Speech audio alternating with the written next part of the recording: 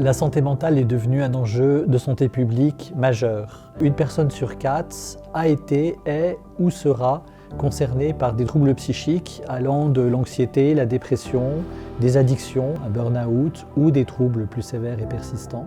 Par conséquent, nous sommes tous concernés. La crise Covid a renforcé cette vulnérabilité psychique, notamment concernant les personnes âgées et les plus jeunes. La Fondation de France a fait de cette question de la santé mentale un de ses axes prioritaires. Depuis 2004, elle a développé un programme dédié aux maladies psychiques et depuis 2016, un volet recherche portant sur les maladies psychiatriques et l'autisme. La Fondation de France a retenu 4 axes prioritaires. En premier lieu, améliorer l'accès aux soins, notamment en formant les acteurs de première ligne et également contribuer à la détection précoce des troubles chez les jeunes.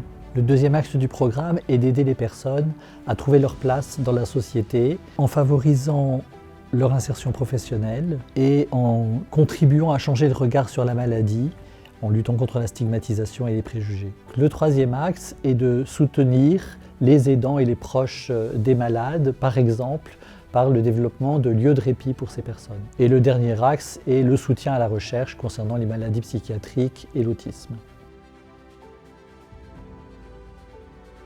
La Fondation de France cherche à avoir un rôle de pionnier dans des pratiques innovantes.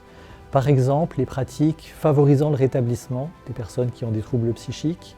Cette notion de rétablissement est innovante parce qu'elle n'est plus focalisée sur la maladie et l'évolution des troubles, mais elle est focalisée sur la personne dans toutes ses dimensions et l'idée qu'en dépit d'une maladie chronique, la personne peut retrouver une vie active, sociale, satisfaisante, à condition qu'elle soit soutenue dans cette reprise d'autonomie, dans cette reprise en main de son devenir.